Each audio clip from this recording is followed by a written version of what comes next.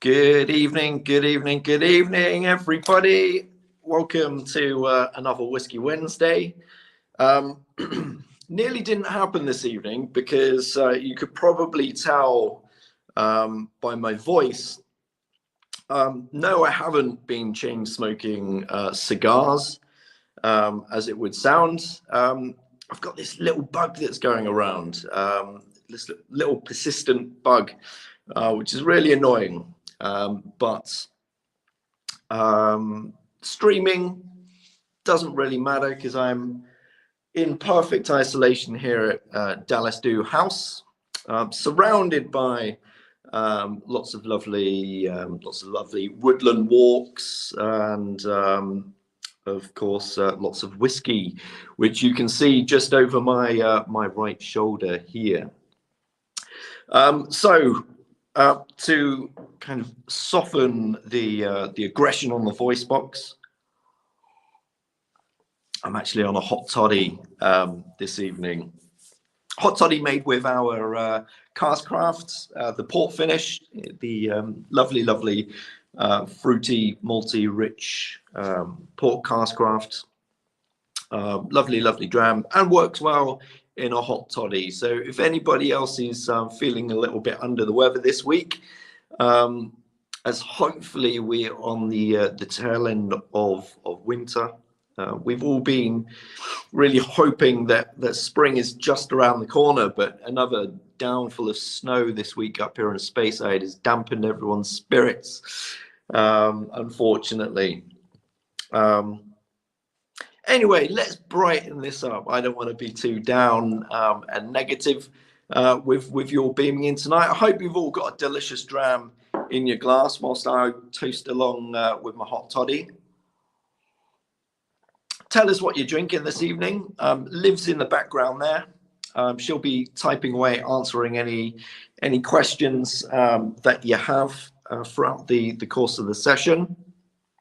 Lots to discuss this week, and you would have seen, you eagle-eye social media warriors out there would have seen the teasing posts out through Instagram and Facebook of our next batch of UK exclusives, which officially launch tomorrow at 10 a.m. Thursday 10 a.m. They will be released into the wild. They've already been making their way. All of the 5 products over my shoulder here have been making their way to retailers across the UK, and really looking forward to announcing more details of those throughout the rest of the week. You would have seen a few teaser posts. Today's was a real giveaway. I thought the team were very generous on the information there. A beautiful Glen Spey. It's a single malt that we actually don't bottle, or historically haven't bottled too much of. So it's, for me, it's always a real joy and a pleasure to work with these spirits that we haven't necessarily worked with too much before. So we can really explore the potential of flavor development from the different cask types that we currently work with. And the Glen Spey that we've selected for bottling exclusively for the UK, and these are cask strength whiskies as well. So part of the reason that we select these as examples is, you know, these quite ferocious, quite exaggerated examples of the spirit in cask. You know, full flavor, full intensity with the high strength alcohol in there as well. Real explosions, deliveries of flavor. And the Glen Spey really delivers that. It's been finished for, I believe that was just under, just over 3 years in a Pedro Jimenez sherry cask from our wood partners over in the south of Spain, Jimenez Spinola. You would have heard me ranting and raving about these guys before. Remarkable producer, you know, real artist of their craft. Cultivating this one type of sherry from a particular grape variety, Pedro Jimenez.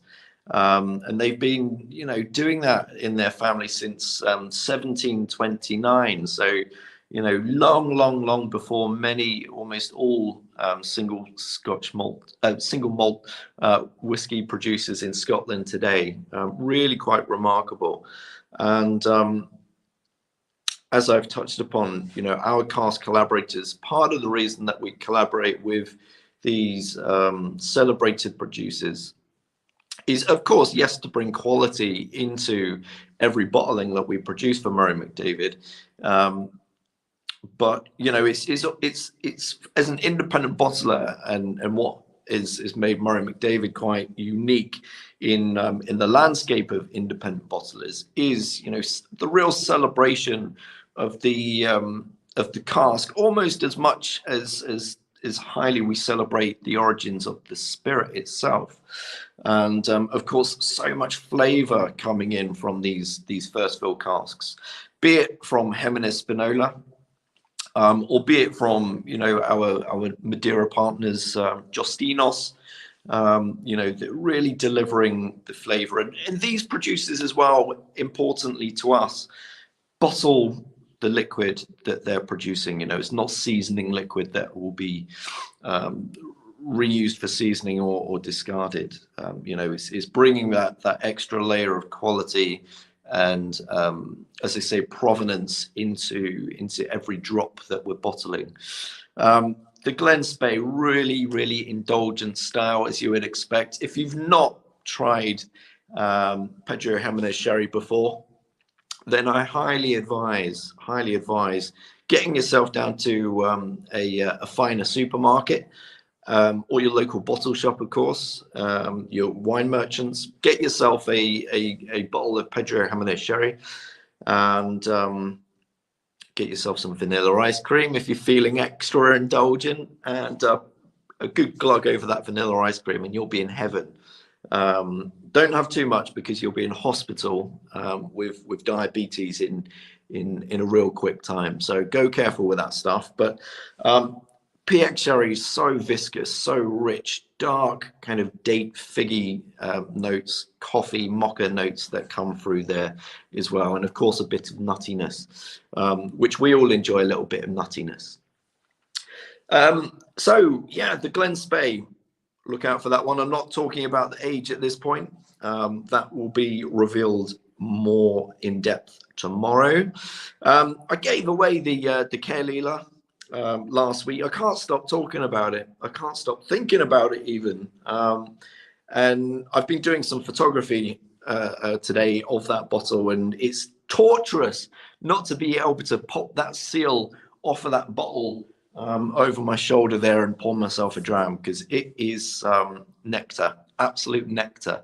If you've got a sweet tooth, really, I highly advise you getting yourself a bottle or hunting down a bar that will have it open for serving in measure.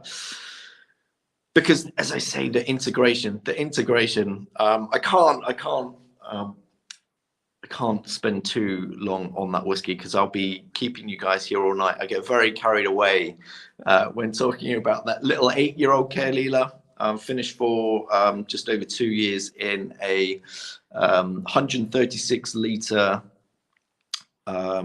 Hungarian oak Tokaj dessert wine cask. And at cask strength, the viscosity on the palate, if you like your eyelids, this is it's a truly remarkable example, which I'm, as you can probably tell, even with my puffy face today, very delighted with that whiskey. Now something, I mean, it's something with a little bit more, let's say, grace, style, and sophistication. You can probably make out in the middle there is it's actually our first UK exclusive that we bottled in the Mission Gold livery. So we're talking about an older style of whiskey here, single malt, of course, as all of the 5 UK exclusives are. And you would have seen a very, very mouth-watering teaser of that yesterday, which reveals the detailed Margaux, which, if you're not too familiar with in the world of wine, it's very, very, very famous appellation, producing, you know, some of the world's best French red wine. And I think we did reveal the age on there as well, 21 years of age. We've not revealed the origin of Spirit.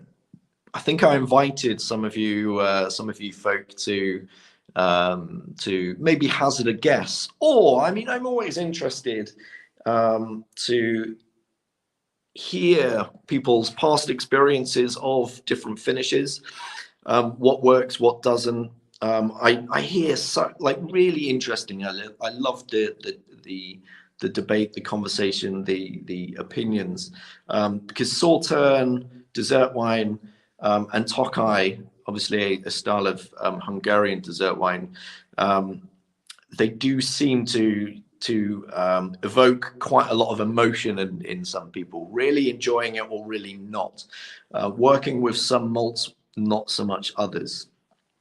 So if you've got any horror stories or particular success stories of exploring drams that have been matured in, well, let's use these as example, these quite radical examples of the I say radical, I should probably go for more unusual examples of cask maturation of Tokaj and Margaux. French red wine is another one of those cask types that really divide opinion. I partly think that is partly down to the production techniques, the maturation techniques applied, the length of time of that spirit in cask. You need the integration there, but of course you need to watch out for those big spiky French tannins. If you're working with a spirit that, let's say, isn't oily enough or rich enough to marry those compounds over time.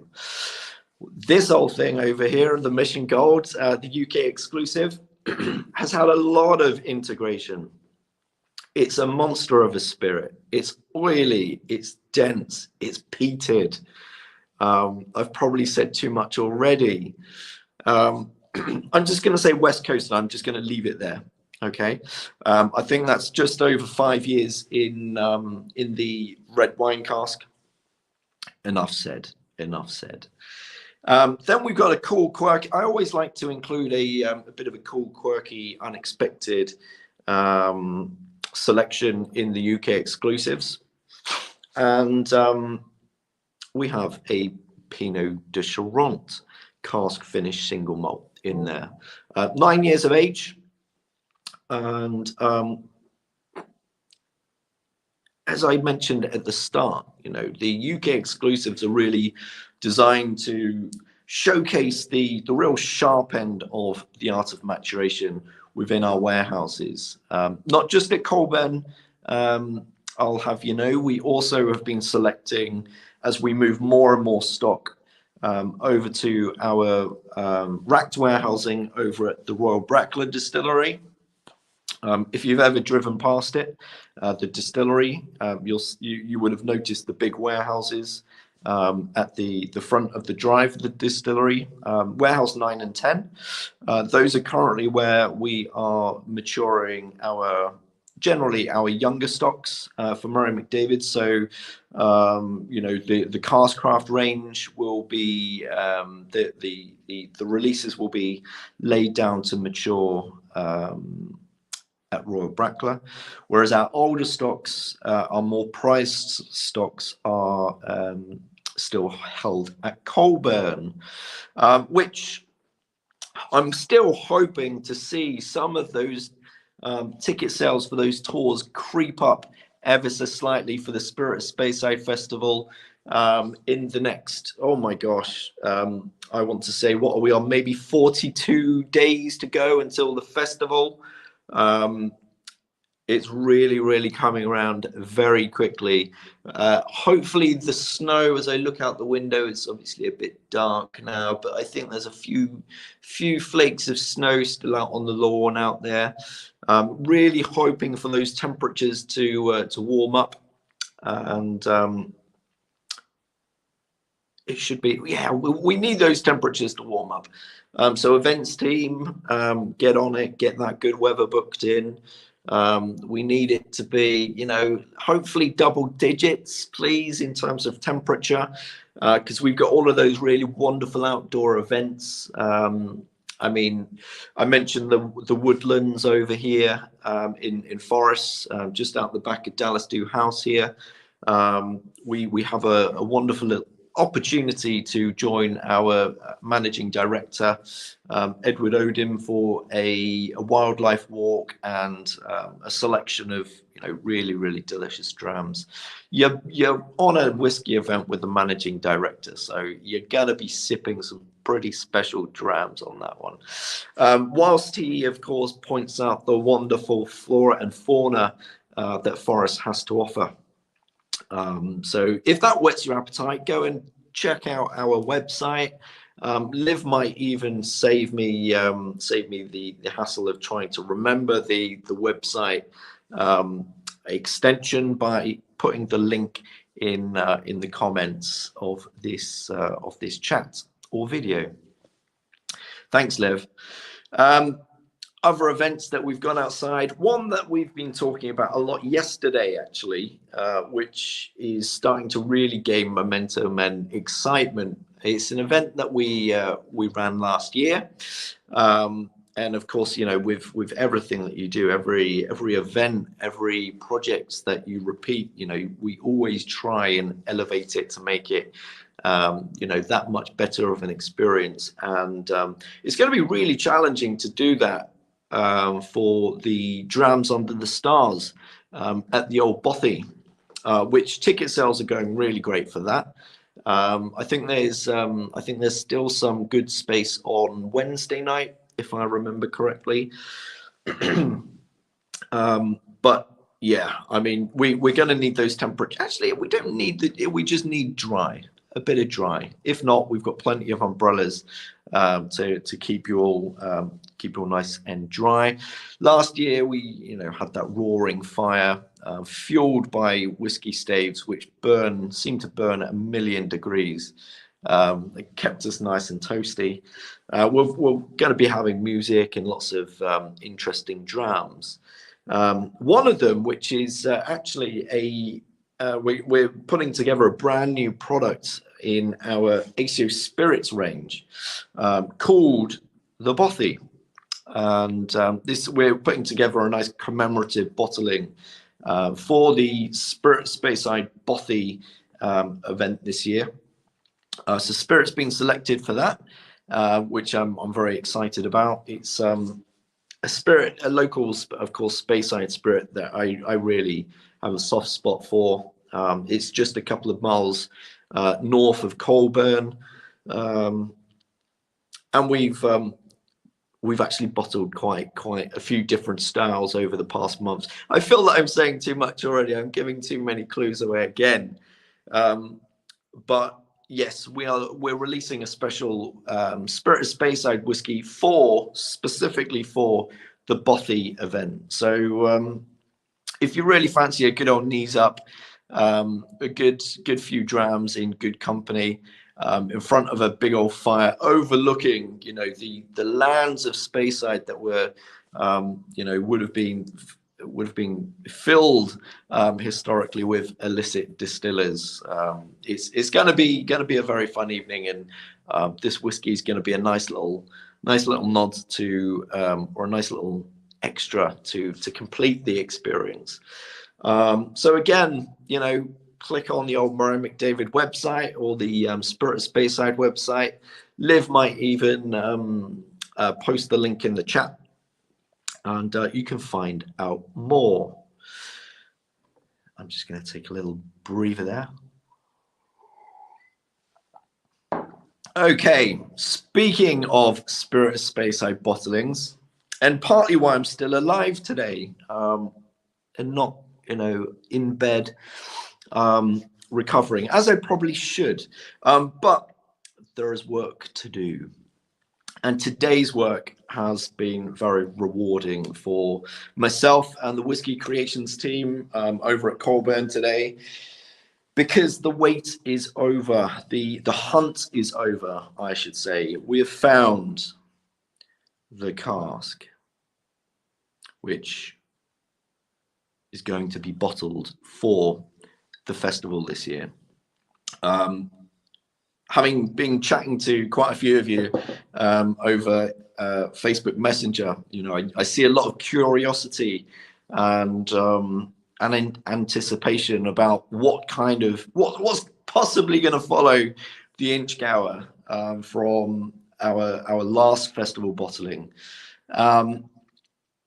Oh God, I really want to tell you. I nearly dived into it there, but we're going to hold off on telling you more about that whiskey just yet. We're going to be over the next week focusing more on our UK exclusives. But I thought I would give you just you'll probably see me smiling more in future Facebook posts or videos, purely because the weight off of the shoulder, or shoulders, I should say, has been greatly lifted. Because the pressure was really getting real as we step day to day closer to the festival. Thankfully, I mean, what's quite interesting, hopefully it will find interesting. Historically, it would have been a real problem if myself and the Whisky Creations team would have left it this late to have searched the warehouses. I mean, I've been searching for months, but nothing's quite been hitting that level of that Inchgower from last year. So we have delayed somewhat the project. Historically, this cask would have been, it's currently over at Brackler, but we would have had to have sent it down to another bottling hall, which, that single cask would have been bottled down in the Central Belt historically, under the Murray McDavid label. But now, with developments that we have across here in Speyside, some of you eagle-eye folk who have been passing in between Craig Ellicky and Rothes, you would have noticed an ACO sign on a warehouse, which is just opposite the turning up to Macallan, and that, if you haven't already been privy to the information, that is our craft bottling hall, which this cask is currently making its way from Brackler down to Dandelief to be bottled for the festival. So having our own bottling facilities, it does mean we can be far more reactive and bottling in a lot quicker and bottling a lot more, to be honest. Because of course, when bottling with third-party providers, then you're in a queue with the rest of the industry, which can be very frustrating. Certainly, if you're pulling your hair out about selections that you haven't quite nailed, or it just allows us to be a lot quicker in terms of bottling UK exclusive single casks or collaborative bottlings with whiskey clubs. We have a lot more flexibility and freedom. So that's something which has been happening over quite a few months now, is getting that bottling hall over the line. So Tim and the team down at Dandelief have been doing some really fantastic work, working with the council up here, which can be a little bit slow, to say the least. I apologize if any folk from the council are watching. I'll leave that there. But yeah, no, it's going to be a very big big new chapter in terms of Murray McDavid's bottling capabilities for our smaller runs, which is fantastic. We'll toast to that. And I think we will in the future be offering some experiences, some whiskey experiences down there as well.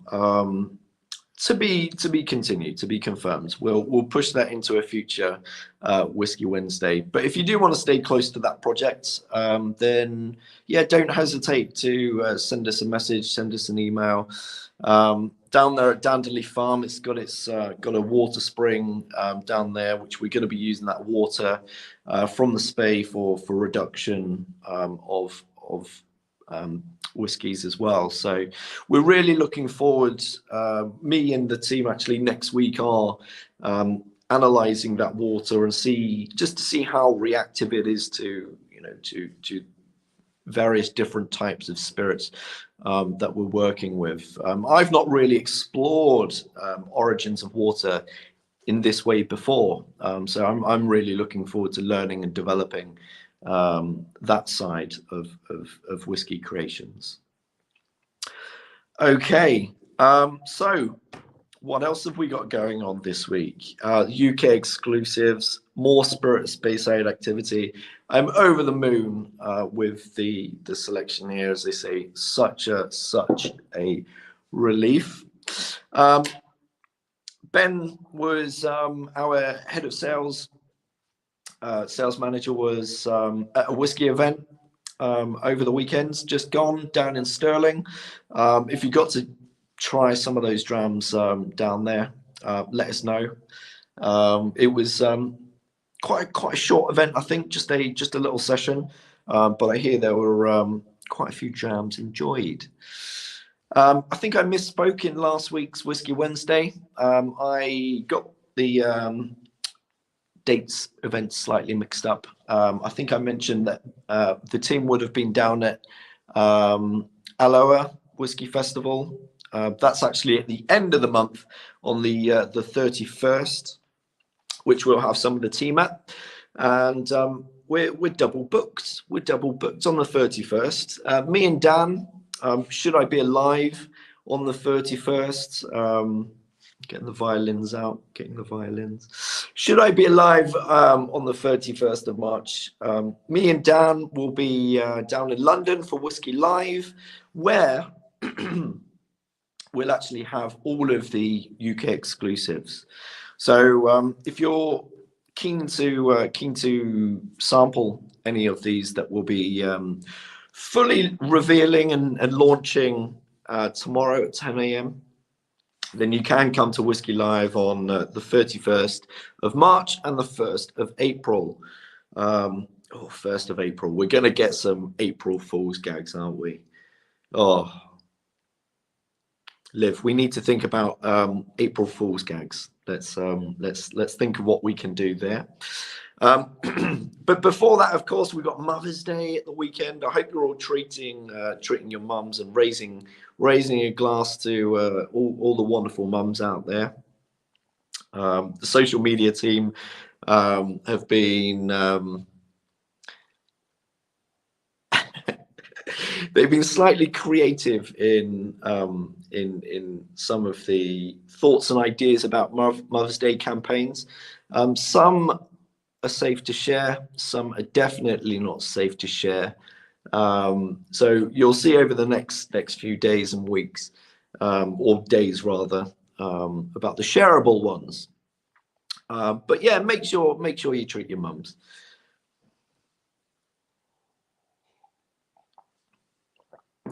Okie doke.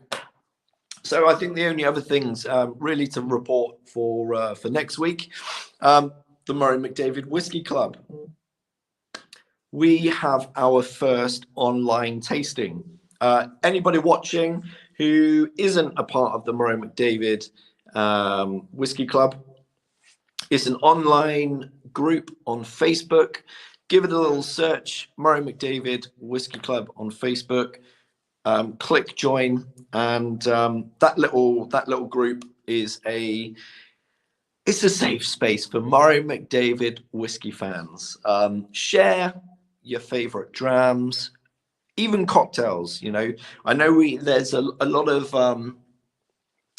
folk out there who will never mix a single malt in a cocktail. Well, I've kind of on the way with my hot toddy, with the port finish Cask Craft. Always explore flavor. Don't ever be shy. Of course, you know, there's more appropriate single malts than others. I mean, I might not be tempted to make a it would be quite extravagant, but a penicillin with the Margaux finish, peated 21-year-old. That would be quite something. But you know, it might not be the dram to do that. You might want to opt for the 8-year-old Kaelila and Tokai for the penicillin. That would be interesting, and that's definitely what I require now. The kind of cocktail that I was on earlier, it was paracetamol and ibuprofen and all sorts. Not the kind of cocktail that I want. But anyway, always explore flavor. Don't be shy. The Murray McDavid Facebook group, the Murray McDavid Whiskey Club, is that space to share thoughts, ideas. Let us know if you've had any weird and wonderful Sauterne Tokai finishes. If you've had any, you know, weird and wonderful wine finishes, it's a place for discussion. And of course, it's a place where occasionally we will be hosting whiskey tastings. Next Thursday evening, I think we've got 12 of you joining us for the first whiskey tasting of the group, where we will be exploring some of the Cask Craft, and I'm going to be showing you some of the historic UK exclusives. So it's going to be an absolute roller coaster of flavor. I'm really looking forward to meeting some of the group, and looking forward to that, sharing some drams, and hopefully getting rid of this whatever's in there. So on that note, ladies and gentlemen, I'm going to raise my hot toddy. I'm going to thank you for joining, and don't forget to be nice to your mums. Mother's Day, Sunday. Don't forget, it's not too late. Take care, guys. All the best.